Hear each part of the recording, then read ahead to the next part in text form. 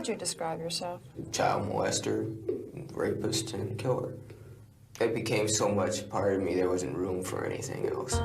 Disclaimer. In this story, we will be discussing the child molestation of many children and the murder of 3 young boys. This story also includes excerpts from a diary of depraved fantasies that this predator wrote that are difficult to hear. This chapter may be triggering for some listeners. This will be the only warning. Please do not listen if you are sensitive to this topic.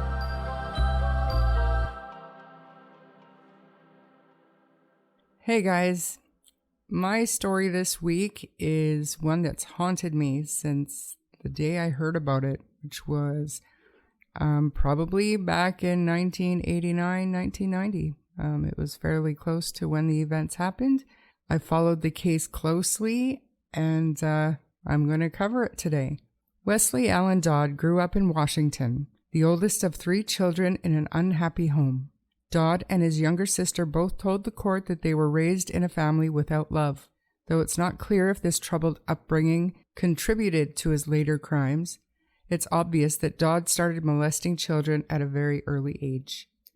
So, like, when he was a kid, he was touching other kids, or? I get into it right away here.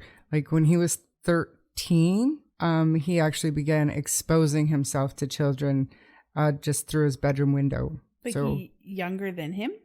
Yeah, well, kids just walking by. So he'd be standing in his room, standing at his bedroom window with the curtains open, and kids would walk by and he would expose himself to them. Weird. And by the time he was 14, he started molesting 2 of his younger cousins who were just 6 and 8 years old. Ah, horrible. So yeah, though he was caught and ordered to attend counseling sessions for these molestations, he didn't stop there. Throughout his teenage years, he offered to babysit neighborhood children and molested them as they slept. He was arrested on several occasions, but each time he received only a slap on the wrist when he promised he would seek treatment. What? Yeah, all through his teenage years, starting at the age of 13 and 14 years old. Prime example of like catching it early and making sure it doesn't grow into something bad. But if they sent him to counseling and they involved the police and stuff, it's very confusing. Like, what else can you do? Nothing. Yeah, well, watch them, I guess. That's just it. Nothing ever stuck with him. Yeah. So in 1981, soon after he finished high school, Wesley Allan Dodd enlisted in the U.S. Navy, but he was discharged after he was accused of offering money to young boys in exchange for sex on the base. But the Navy failed to file any criminal charges. In the following years, he was arrested on at least 3 occasions for molesting or attempting to molest children. In 1984, Dodd was convicted of sexually abusing a 9-year-old boy, but the judge in that case commuted his 10-year sentence to just 4 months if he promised to attend counseling. That is so weird. And did he molest girls and boys or just boys? Mainly boys, but he was a predator of opportunity. Okay. So if a girl was there, he would molest a girl. Is this America? Yes. Okay. I'm sorry, didn't I say Washington? Very well could have done, yeah. Washington State, so basically just over our BC border. Okay. Seattle area. I wouldn't be surprised if it was Canada, because it was just making me think of my case where it's like the justice system doesn't. I think both countries are seriously lacking in punishment when it comes to child predators. It's so true. And I won't stop talking about it. Every single chapter we do that includes that's where my brain goes. And I'll talk about it every single time. Absolutely. And unfortunately, the court-ordered counseling never had any effect on his compulsion to harm children. He later wrote in a court affidavit, "Each time I ended treatment, I continued to molest children. I liked molesting children and did what I had to avoid jail so I could continue molesting." And I think that's one of the things that haunts me about Wesley Allan Dodd, is that he was so obvious about it and talky about it. Yeah. He was interviewed so many times, and he was so candid in his interviews. It was disturbing and eye-opening back then for parents and law enforcement even. Like, we'll get into it, but all of the horrific things he did do one thing that I personally think was pretty decent of him before he died. Not to be confused with noble. That's right. Not to be confused with noble or but any kind of forgiveness, but at least he did this one thing that really, I think, helped. And thankfully, his name is not attached to any kind of good that came of that he did. But he really did. He really did do, and I don't even know how to put this. He did do something that didn't pay back, didn't give back or anything like that. But he did something to try to make it a better place. I think he was self-hating to the point where he was okay with dying eventually because he knew that like he wanted to continue to do it. And I think he accepted his fate.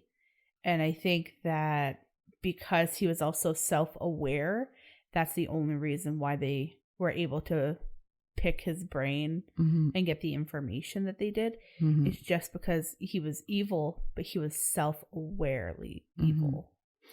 Yeah, and by 1989, he started keeping a diary. And the sickening diary had become a place where he plotted out his greatest fantasies. And, I mean, the things that he wrote are every parent's worst nightmare. He planned rapes and murders. He sketched blueprints for a torture rack that he wanted to build and detailed the atrocious pact he claimed to have made with Satan.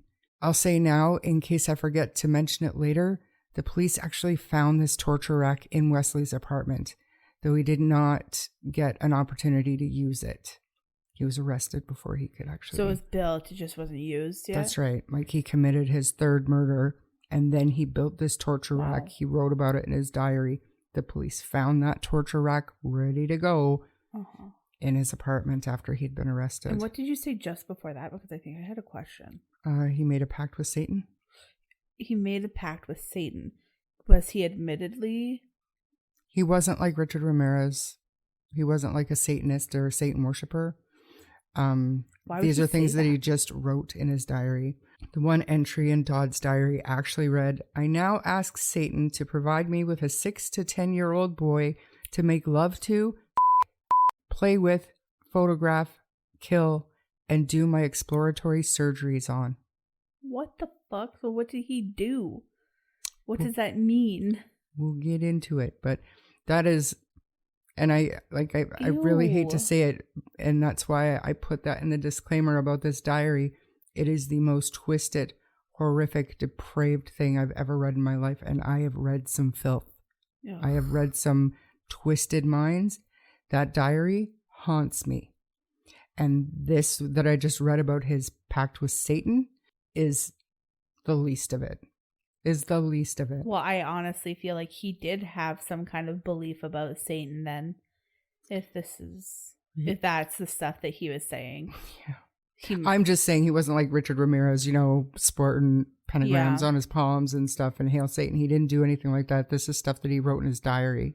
It's just, I mean, I guess that's just the most like mentally ill thing that I've heard thus far about him. So it's like, like not disturbing. Like, yeah, he does sick things, but okay, you think you're talking to Satan.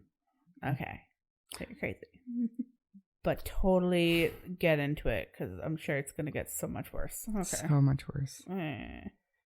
On September 3rd, 1989, Dodd wrote of a plan to kidnap and kill a child from David Douglas Park in Vancouver, Washington. He wrote in his diary, quote, "If I can get it home, I'll have more time for various types of rape rather than just one quickie before murder." Ew. End quote. So the very next evening, Wesley hid in the bushes along a path in the park and waited for a victim. He couldn't find a child who was walking alone, but he spotted Cole and Billy Neer, who were 11 and 10 years old. Wesley convinced them to follow him off the path and into the woods, where he tied them up with shoelaces and sexually abused them. He talked about this in one of his many, many interviews and interrogations that were released over the years. So let's listen to that now. He said, okay, there's just one more thing I want you to do. One of the boys said, what? I'm not sure which one. I reached down, pulled the knife out real quick and stabbed Billy. Got him, I think, in the stomach. I'm not real sure. So obviously it was like almost like a game to him in a way. Just the way that he like phrased that. Mm-hmm. Very sadistic. He was almost like he was toying with them. He fully enjoyed the murder as well. Yeah. Is what I gather from that. And he wasn't sure how he would feel about the murder, but he does go on to say that he started fantasizing more about the killing and less about the molestation, even though they were both equally important to him, but the killing actually gave him more of a rush at that point. It was even badder. Yeah. Sick. Fuck. Yeah. So less than 15 minutes after Dodd had stabbed the boys, a teenage hiker found their bodies. I believe Cole was dead on site, but Billy was rushed to a hospital, but he did succumb to his injuries shortly thereafter. It's sad. Mm-hmm. So over the next 2 months, Dodd filled a scrapbook with newspaper clippings about the boys' murders. On October 29th, he struck again. On that day, he drove to nearby Portland, Oregon, and abducted 4-year-old Lee Isley from a playground. He took him back to his apartment where he molested him multiple times while photographing him nude. Later that evening, Dodd took young Lee to McDonald's and a Kmart, bought him a toy, and then returned home to continue sexually abusing him. The little boy finally fell asleep, and Dodd again wrote in his diary. I'm going to recount the diary entry for Lee's captivity here. Warning, again, this is probably the most graphic thing I will ever read on this podcast. So you can skip ahead a few minutes. Also, like, maybe this just isn't the chapter for you if you can't continue. I don't blame you at all. I wish that I could skip forward a couple minutes. Either way. So in his diary, Dodd wrote, I went up to the little boy and asked him if he wanted to have some fun and make some money. He seemed unsure but not scared. I said, come on, this'll be fun, and reached out my hand. He took it and walked to the end of the building with me. We got out of sight of the other kids, and I told him as we kept walking hand in hand, we're going to get in my car. He said, I don't want any money. And I picked him up and said, we're still going. Let's go ask your dad if you can go with me. How old again? Lee? Yeah. He was 4. 4 years old. Yeah. Oh my God. Anyway, continue. So he said, I don't want any money. And so I picked him up and said, we're still going. Let's go ask your dad if you can go with me. Oh my God. We got in my car. I put him in the driver's side. As we drove away, he said, I live the other way. And I said, we're going to my house and play some games. Just do what I tell you, and I promise I won't hurt you. I don't think I want to hear this. He time stamps his entries throughout Lee's captivity. So at 12:50 p.m., Dodd wrote, a couple of blocks from the school, I asked and he said his name was Lee and he was 4 years old. He started to cry a couple of times, but I reached out and held his hand, assuring him he'd be okay and that we were just going to have some fun. 1:30 p.m.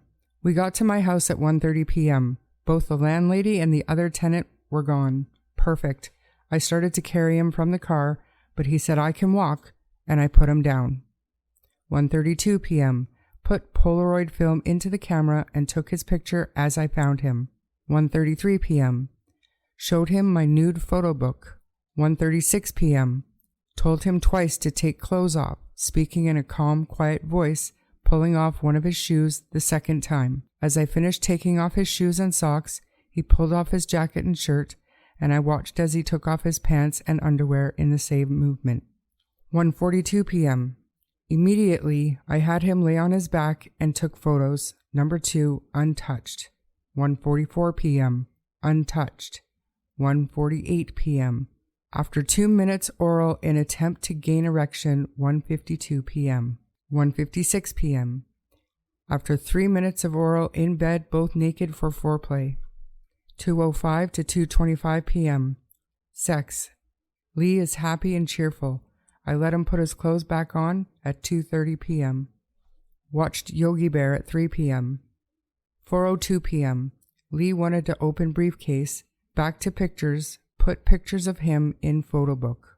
4:10 p.m. Decided to spend the night with me if I buy him a toy and go out for a burger. We did. 5:35 p.m. Returned home. He played with RoboCop. 6:38 p.m. Lee's still playing. We'll probably wait till morning to kill him.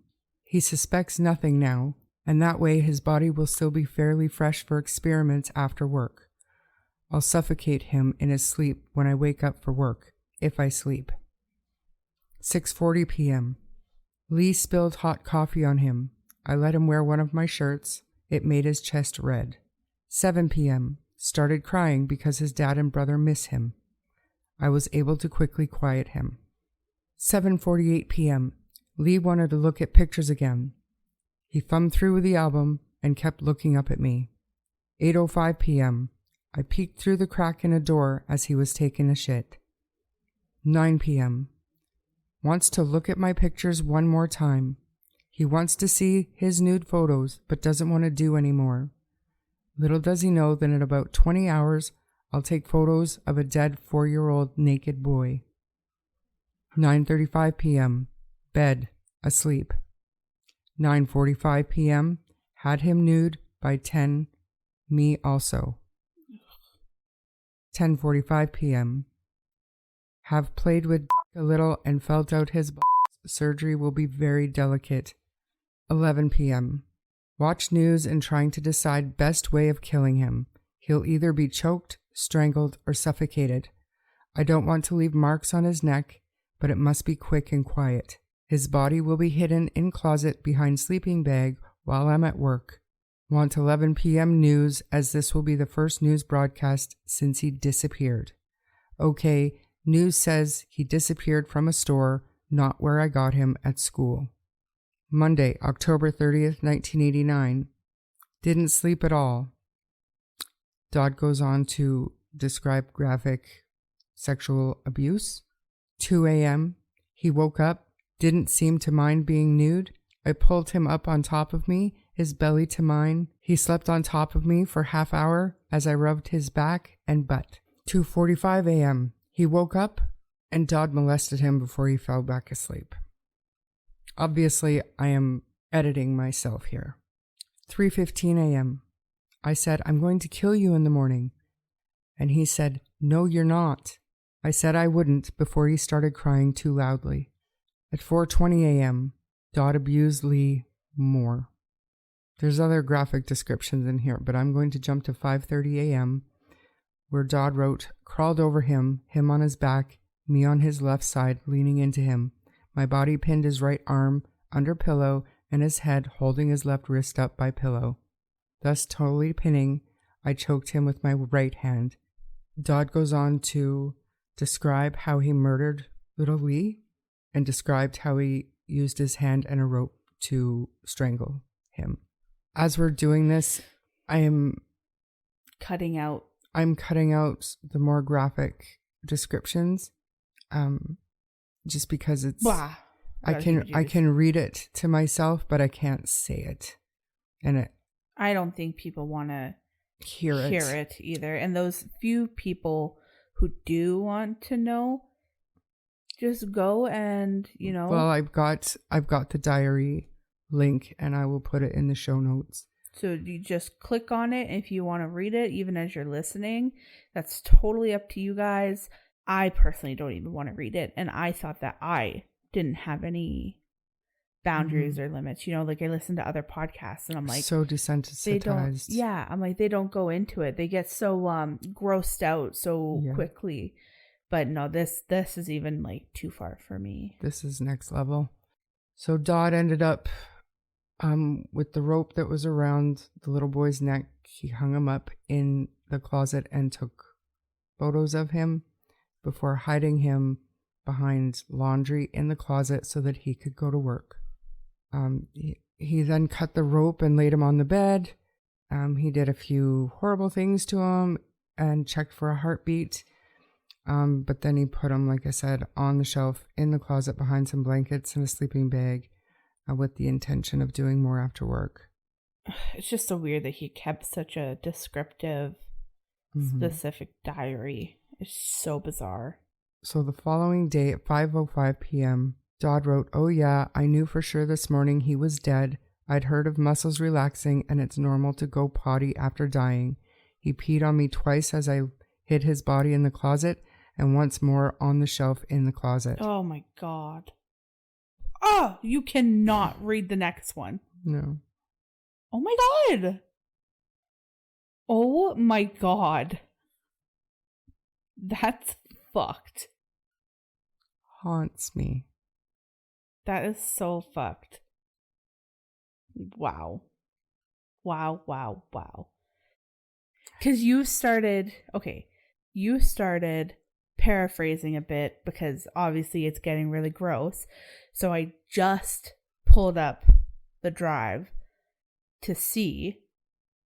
I just pulled it up for myself to see, and I just found where you were in this timeline, and the next is 5:10 p.m. I'm not going to read the whole thing, but he is rather gross looking, cold, stiff, and purple. I'm not saying it, but beyond. He then says that he was going to try to Sexually rape him. assault. He was going to try to rape him, but now he's not sure if he could, even if he wanted to. It's a little boy, so you can kind of figure out what that is, but that is so sick. That is like one of the fucking most morbid, sick, gruesome things I've ever read. And I think I fought tears for like a solid 5 seconds.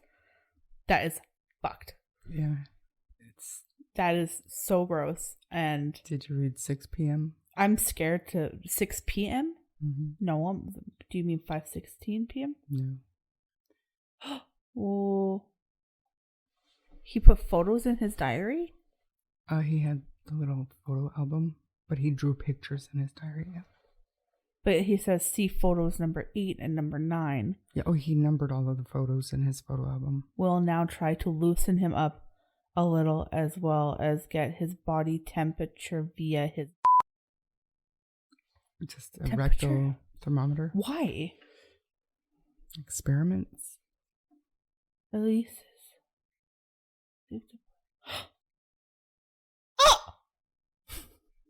Erection. See photo number 10. How stiff dead little boys are. This is after I loosened up his legs. So he did try. Keep reading. I'm going to skip ahead to 6:50 p.m. Bree just spent some time reading over the diary that I decided to skip over. But as a recap, he did things to the little boy's body, really, really horrible things, really, really bad things, and really, really, really, really, really, really, really, really bad things, really bad. And then he wrote about it in disgusting detail. And we're skipping ahead, but wow. If you can handle it, go read it, and you'll understand. If you think I'm being dramatic, I'm not. That is some messed up. That is messed up. And I know people... Who raised him? Did she live? Who is she? This case haunts me. And who is she? That is saying something for me. It haunts me. So it's 6:50 p.m. Now wearing gloves after I showered to handle trash bags to put Lee in, will now go dump his naked body. 8 p.m. home, dumped 7:35 p.m. on 10/30. Tuesday, October 31st, 1989, 5:32 p.m. Just saw a photo on the news of person seen talking to Lee at the school. Looks a lot like me. 6 o'clock news added, blue baseball cap and person of interest may have had a German Shepherd with him and was either driving or dropped off by a white pickup truck. FBI is entering info into their files. I'll be watching the news carefully for about a month now, as well as staying out of sight. 6:40 p.m. Burned his socks, shirt, sweater, and pants. Will keep his underwear as a souvenir. will throw away his shoes tomorrow at a convenience store.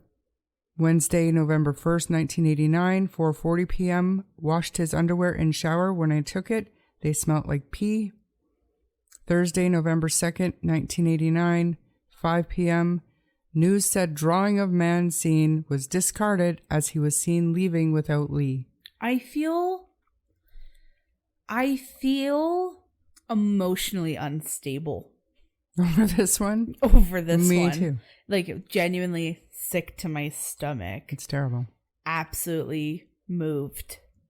Yeah. I feel uncomfortable in my own skin. Haunts me. And I might throw up. Like, this is fucked up. What the fuck, bro? The diary part is almost over if that helps you. Yeah. 7:55 p.m. Cut his shoes into 4 parts and divided into sacks and burnt it all, along with newspapers that were missing articles about him. So Wesley kept Lee's tiny Ghostbusters underwear in the briefcase beneath his bed, along with the photos he'd taken. Though Lee's little body was soon discovered, sparking a manhunt for the killer, Dodd remained under the radar. He may have gotten away with it, all 3 murders, if he hadn't tried again. Just 2 weeks after killing Lee, Wesley walked into a movie theater in Washington for a showing of Honey, I Shrunk the Kids. Dodd wasn't there to watch the movie, though. As the lights dimmed, he scanned the dark room for his next victim. When he saw 6-year-old James Kirk walking to the restroom alone, he quickly followed him. In the bathroom, Dodd picked the boy up, threw him over her shoulder, and tried to leave the building. But James put up a fight. He was screaming and hitting Wesley and drawing in witnesses. So Dodd released James, ran to his yellow Ford Pinto, and attempted to flee the scene. James's mother's boyfriend, William Ray Graves, had heard James cry and ran after Dodd. And as fate would have it, Dodd's car broke down just a few blocks away, and Graves quickly caught up with him. Oh, he didn't give up. He was like, I don't care if you're in a car. I'm going to catch you, Oh motherfucker. yeah. He chased him down. Good. Graves later recalled, I whipped him around and put a chokehold on him and said he was detained and that we were going to call the cops. I told him if you try to get away, I will snap your neck. Another scenario of fuck around and find out. Yeah. And actually, as he approached Dodd, like Dodd was trying to get his car started, and as he approached, he did it very calmly and pretended like he was just offering him help with his car. So Dodd agreed to let him help him, and that's when he grabbed him and put him in a chokehold. So good for this guy. What a hero. A hero.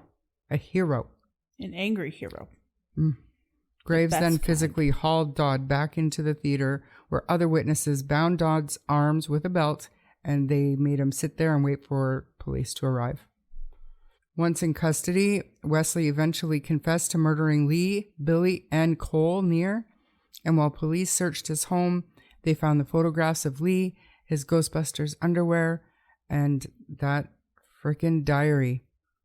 They even found that torture rack that he'd started to build, and the diary is extremely disturbing. Like I said, it's going to be in the show notes if anyone wants to read it, but serious warning, it is the most depraved, horrific, graphic description of child abuse that you can imagine. And it never leaves you. I read it when I was quite young, and it has haunted me. So Wesley Allan Dodd's disturbing crimes had finally come to light, and oddly enough, it was Dodd himself who insisted that he deserved the death penalty for his actions. In court, Wesley refused to speak in his own defense, claiming it was pointless. He requested instead that he be executed by hanging, the same way Lee had died. He stated that he hoped it would bring peace to the victims' families. Dodd seemingly understood that the legal system had failed to stop him too many times before. He was confident that if he were to be released, he would remain a danger to children. He said in a court brief, I must be executed before I have the opportunity to escape or kill someone else. If I do escape, I promise you I will kill and rape again, and I will enjoy every minute of it. In the end, Dodd got his wish. He was hanged on January 5th, 1993, which was the first judicial hanging in the United States since 1965.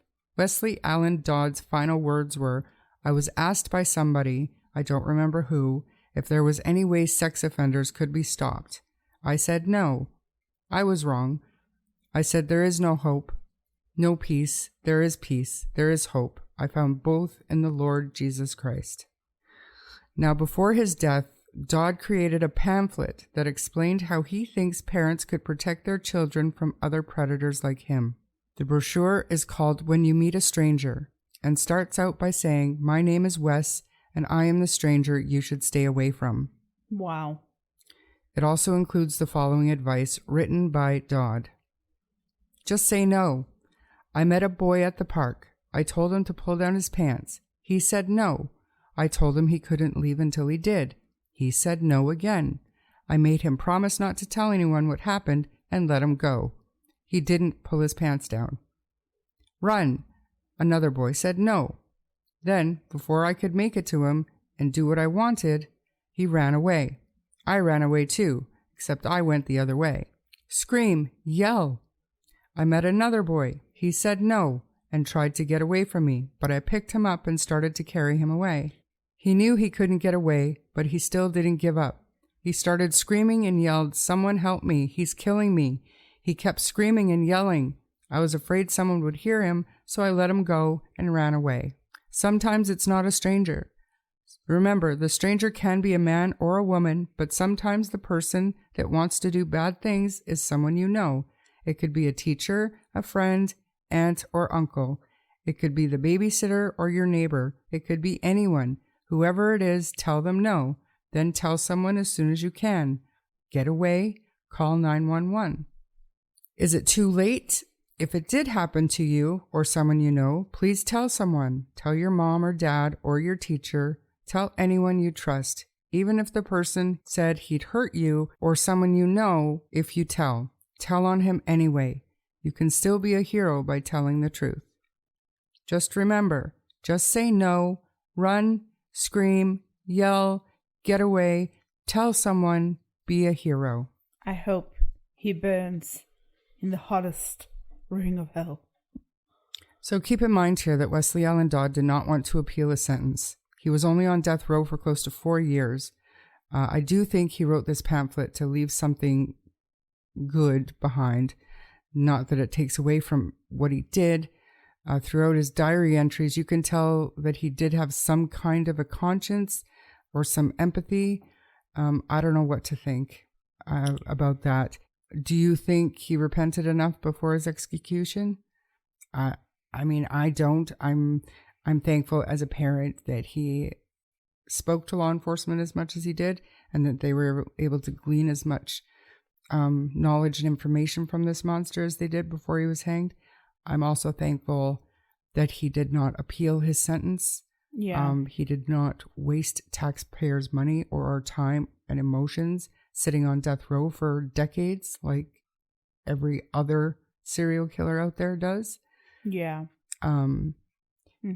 These do not make for redeeming qualities in any sense, but it's the complete contrast. The brochure this man wrote to the diary that he wrote.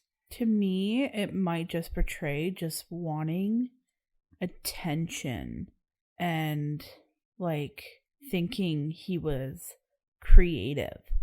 I think he thought he was like a creative, like intelligent person. And maybe I'm not. Maybe I see it differently because I've watched so many videos and interviews, and I was, a teenager when this was actually going on and followed the case. And I feel like maybe I think too much into it to not have any sympathy for him, but to wonder where it's coming from. Yeah, I look at, his diary, I look at his deeds and think he is the worst monster that's ever roamed the earth. However, he left behind information that could possibly identify and stop and help parents keep their kids safe. I think that's just like Satan with like a Jesus mask on. That's the only thing, like, just because he was referencing Satan and then he referenced Jesus Christ at the end, like, that's why it makes me think that he was an evil person trying to like cover what he did with this mask of like creative, sadistic, psychopath thoughts. And like, I truly think that we are fully fucking capable of coming up with runaway, scream, say no. We can do that all on our own. Right. And we can teach our kids of it. The worst perpetrator has been him. So it doesn't matter that it came from him to protect from only fucking him. Everybody else, like we would have gotten to the point that we are at with or without him making that. He left nothing behind except for a disgusting streak. Like a piece of shit who thought that he was doing something good before he went. And I wish that he left not even thinking that he did anything good. And I really hope nobody, like, I hope no one gave him the notion that he was doing a good thing before he went. The FBI can create that pamphlet better than he could ever.